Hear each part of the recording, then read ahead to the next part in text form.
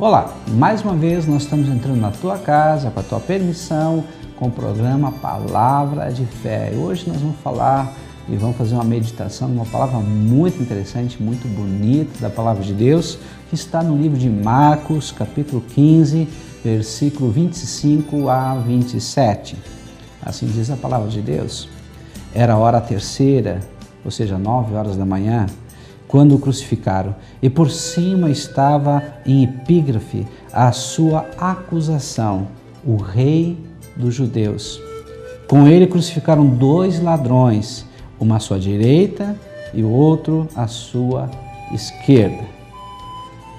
O que nós vamos falar hoje? Sobre as últimas palavras, as últimas frases de Jesus na cruz do Calvário. Sabe, queridos, que quando alguém está por morrer, as suas últimas frases, as suas últimas palavras são fundamentais, são vitais. Na verdade, às vezes a pessoa guarda para o fim da vida algo de muito importante que ele quer revelar. Às vezes escondeu, ocultou das pessoas e ele precisa falar. E com Jesus, não que ele tivesse ocultado, mas as suas palavras foram tremendas. E você vai compreender o que ele falou, qual foi a ordem que ele falou e o porquê, o que significa essas palavras, ou seja, são palavras assim tremendas de Jesus. Então nós vamos entender o que aconteceu das 9 da manhã até as 3 da tarde, ou seja, desde que ele foi crucificado até quando ele morreu. Em primeiro lugar, foi colocado em cima na sua cruz, uma epígrafe, com a condenação: Jesus Cristo, Rei dos Judeus. Foi escrito em quais línguas e por quê? O que significavam esse escrito? Primeiramente, foi escrito em hebraico. Hebraico é a língua da religião, a religião no qual ele confrontou, ele enfrentou, e as pessoas tinham medo de Jesus. As pessoas, os religiosos da época, na verdade, foram os piores inimigos de Jesus, foram os religiosos. E talvez hoje, sejam os piores inimigos também os religiosos. Nem os ateus talvez não sejam tão ruins e tão piores inimigos quanto aqueles que pensam que muitas vezes eles estão fazendo a vontade de Deus. É algo para a gente parar e pensar. Em segundo lugar, o grego. Por que foi escrito em grego? Foi escrito em grego porque é a língua da cultura, é a língua da filosofia que dominava a mente daquela época. E foi escrito também em latim, que é a língua da lei, língua da ordem, língua do Império Romano. Então, tudo tem um significado. Não tem uma vírgula, não tem um tio na palavra de Deus que não tem um significado. Olha só a primeira palavra que Jesus falou. Lucas capítulo 23, versículo 34. Contudo, Jesus dizia: Pai, perdoa-lhes, porque não sabem o que fazem. Que palavra interessante é essa? Imagina só, Jesus estava perdendo sangue. Jesus ele tinha sido, na verdade, ele tinha sido atordoado, acorrentado, chicoteado, ele estava cansado, ele estava estafado, E ainda por cima da forma como eles pregavam na cruz, ele estava morrendo asfixiado, ele tinha um problema para respirar. E as pessoas passavam pela cruz e ainda zombavam dele, diziam: olha, você não curou o cego, você não salvou pessoas, você não ressuscitou outras, então sai dessa cruz. Inclusive as pessoas que foram crucificadas junto a ele também estavam zombando e caçoando dele. Mas olha só o amor, ele sofrendo, ele sendo mutilado naquele momento, atordoado naquele momento, e ele ainda diz isso, Pai, perdoa-lhes, porque não sabe o que fazem. Isso é uma expressão de um grande e tremendo amor. A segunda, e olha que essa palavra ela tem realmente tudo a ver com o que Jesus pregou, porque lá no livro de Mateus, capítulo 5, versículo 44, diz assim: Eu, porém, vos digo, amai os vossos inimigos e orai pelo que vos perseguem. Então não houve incoerência entre o que ele pregou e o que ele viveu, principalmente no final, na crucificação. Ele demonstrou um amor extraordinário. A segunda palavra ou a frase foi em Lucas 23, 43. Jesus lhe respondeu: em verdade te digo que hoje estarás comigo no paraíso. Que coisa interessante, né? Jesus, numa situação dessa, não conseguindo respirar direito, sangrando, tinha sido chicoteado, e mesmo assim lá, um dos ladrões que foi crucificado com ele, que estava à sua direita, disse, porque na verdade esse ladrão ele reconheceu que só podia ser o Messias, ninguém outro agiria daquela forma, teria o amor que ele tem para perdoar os pecados. Então ele reconheceu que Jesus realmente era o Messias e disse: olha, Jesus, quando tu entrares no teu reino, lembra-te de mim, não esquece de mim. E Jesus cumpriu a sua missão até o fim, que é de salvar e libertar as pessoas. Ele disse: hoje mesmo estarás comigo no paraíso. Ou seja, o ladrão ele soube aproveitar a oportunidade. Ele não teria outra oportunidade, era a última oportunidade dele. E ele aproveitou. Talvez você que esteja me assistindo não consiga aproveitar essa oportunidade. Talvez você não dê assim o valor que Jesus tem. Talvez você não o reconheça como realmente Deus, como um Deus libertador, um Deus salvador.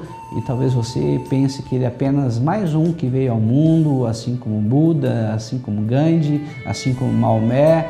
É um profeta, alguém iluminado, mas Jesus não foi um homem iluminado. Jesus era o próprio Deus que saiu da sua glória, se despojou da sua glória e veio para cá com uma missão muito específica de salvar as vidas e libertar os oprimidos e aqueles que estavam presos por Satanás.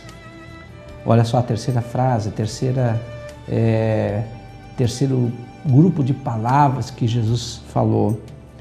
Em Evangelho de João, capítulo 19, versículo 26, vendo Jesus sua mãe e junto a ela o discípulo amado, disse: mulher, eis aí o seu filho.